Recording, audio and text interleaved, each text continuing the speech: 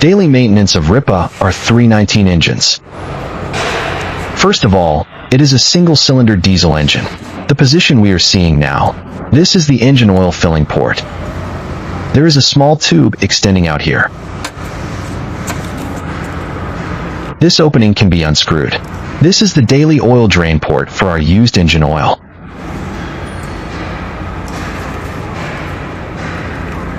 The amount of engine oil to be added.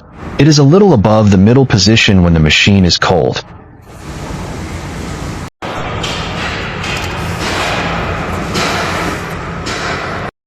The second point is that the vehicle body 1234 is swaying sideways.